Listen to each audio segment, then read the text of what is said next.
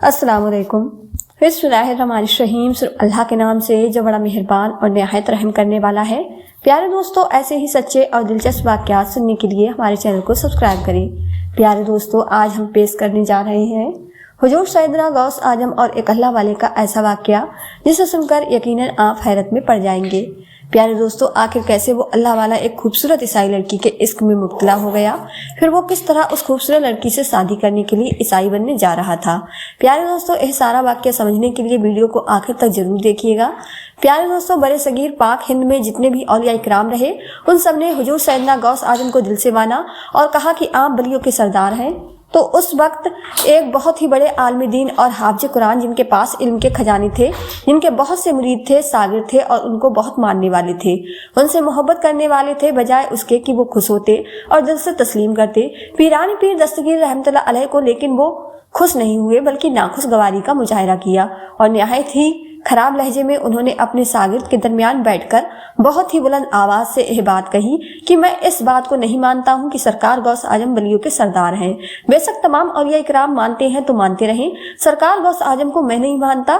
न जाने क्या घमंड था उस अल्लाह वाले को अपने इल्म पर कि वो महत है, उनको बहुत सी हदीस है जुबानी याद है, उनके बेशुमार साथी हैं, उनके सागिर्द हैं जो उन पर जानिसार करते हैं।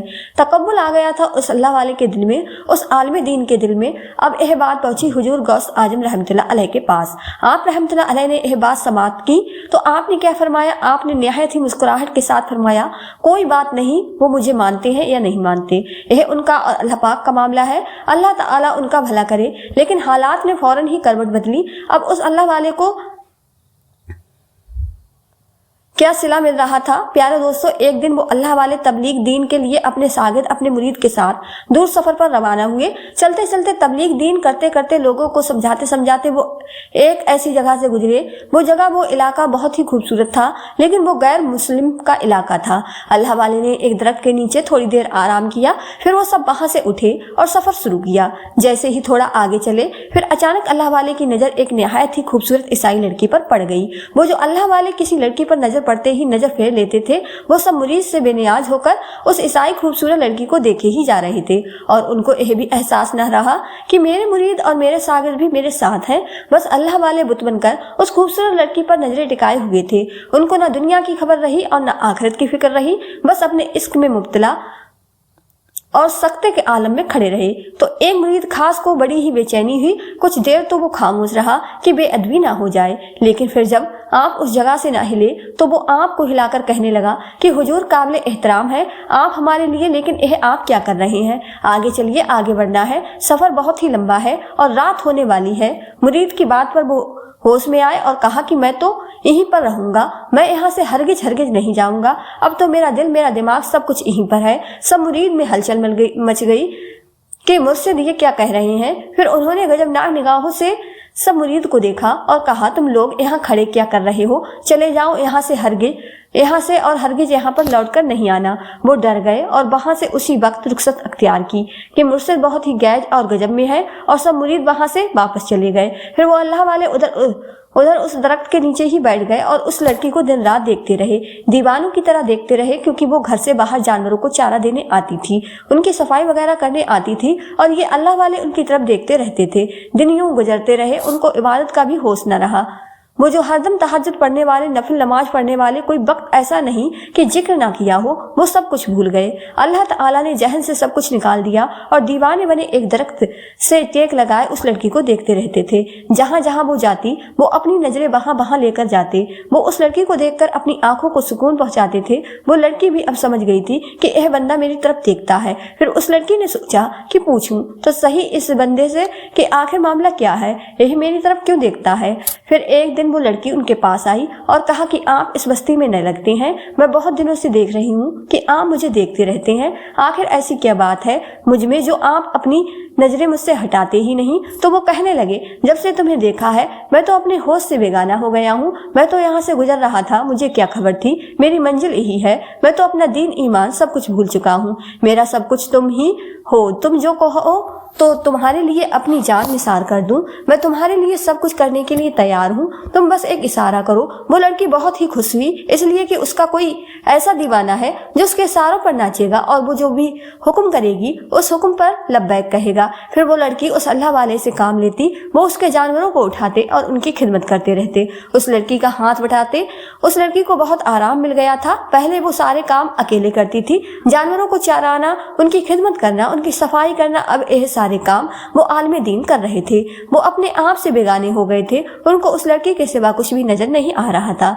एक दिन उस लड़की के बाप ने अल्लाह वाले को अपनी बेटी के साथ देखा तो बेटी से पूछा, यह कौन साहब है? तो वो कहने लगी, मैं नहीं जानती बाबा यह कौन है, लेकिन जब से बस्ती में आए हैं यह बस मेरे ही आगे पीछे फिरते रहते हैं।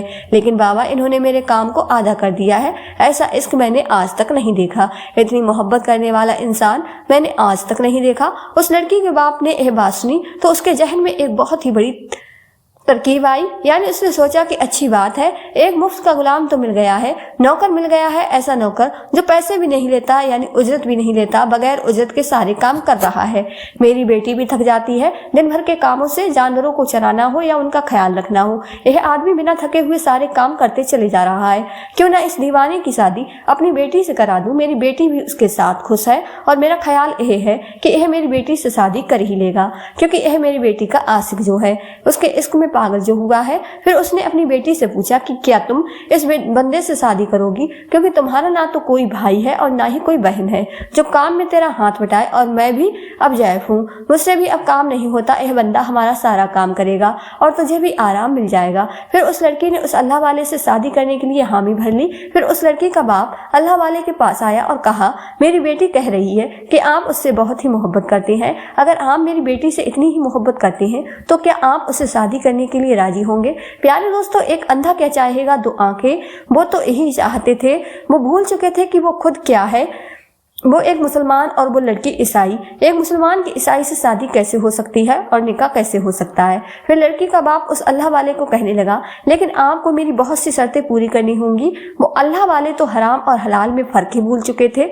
जल्दी से कहने लगे, मैं आपकी हर शर्त मानने को तैयार हूँ, बस मुझे आपकी लड़की चाहिए। बाप ने यह बात सुनी तो कहा, ठीक है, सबसे पहले अपना मजहब तब्दील करो। अल्लाह अकबर। वो मरता क्या न करता, उसने कहा ठीक है, और दूसरी बात, मेरे पास सिर्फ यह जानवर नहीं है, भेड़ बकरियां और हमारे पास कीमती खंजीर भी हैं, पर वो कीचड़ में है। अगर मेरी बेटी के तुम आशिक हो और उसके इतने ही दीवाने हो, उसके लिए सब कुछ कर सकते हो, यहाँ तक कि अपना मजहब भी तब्दील कर रहे हो, तो तुम्हें इस बात में भी कोई ऐतराज नहीं होना चाहिए, यानी तुम्हें इस बात से कोई फर्क नहीं पड़ना चाहिए कि तुम एक खंजीर को अपनी गर्दन पर उठाओ और यहाँ से उस जगह लेकर जाओ। वो जो दूर पहाड़ी दिख रही है, उस पहाड़ी के पास बहुत ही बड़ा कीचड़ का तालाब है। सिर्फ एक नहीं बल्कि जितने भी खंजीर मौजूद है उस पहाड़ी पर लेकर जाना है। उनको अपने कंधों पर और गर्दन और कंधे के बीच रखना है, हाथों में नहीं उठाना, क्योंकि वो बहुत नाजुक से मैंने पाले हैं। उनको सहाना तरीके से अपनी गर्दन पर बिल्कुल किसी बादशाह की तरह बिठाना है,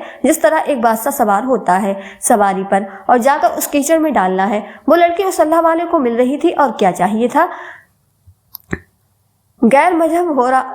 मैं गैर मजहब हो रहा हूँ तो कोई बात नहीं, अगर मैं अपने दीन को छोड़ रहा हूँ तो कोई बात नहीं, अगर मैं अपनी गर्दन पर अपने कंधे पर खंजीर उठा रहा हूँ तो कोई बात नहीं। अल्लाह वाले यह बात भूल गए और कहने लगे, बस आपकी बात को अभी पूरा करता हूँ और मुझे फौरन आपकी बेटी से शादी करनी है, मुझे इसको हासिल करना है। आपने मुझे खुश कर दिया है। एक खंजीर को उठाया जो कीचड़ में लथपथ था, वो गंदा जानवर उठाकर अपनी गर्दन पर रखा, गर्दन पर रखकर चलने लगे। वो पहाड़ी बहुत ही दूर थी, आप चलते चले जा रहे थे, हालत ऐसी जैसे कोई गुलाम कोई दीवाना चला जा रहा है, अपनी मंजिल की जानिब चला जा रहा है। अभी वो उस पहाड़ी पर चढ़ ही रहे कि पीछे से उनका एक मुरीद आया। उसने कहा, हजरत आप ये क्या कर रहे हैं? आपने इस नापाक जानवर को अपनी गर्दन पर उठाया हुआ है, क्या आप मुझे पहचानते हैं? उन्होंने पलट कर देखा तो कहा, नहीं, मैं तो तुम्हें नहीं पहचानता हूँ। उनकी आंखों में कोई भी सनासाई की झलक नहीं थी। मुरीद कहने लगा, ठहरिए, जरा मुझे बताइए क्या आप मुसलमान हैं? अब तक अल्लाह वाले ने कहा, पता नहीं। मुरीद ने फिर पूछा, तो क्या आपको अब तक कुरान मजीद याद है या नहीं? उसने डरते डरते बात पूछी थी कि कहीं गुस्ताखी ना हो जाए। उन्होंने जहन पर जोर देते हुए कहा कि नहीं, मुझे कुरान मजीद याद नहीं है, मुझे कुछ भी याद नहीं रहा है।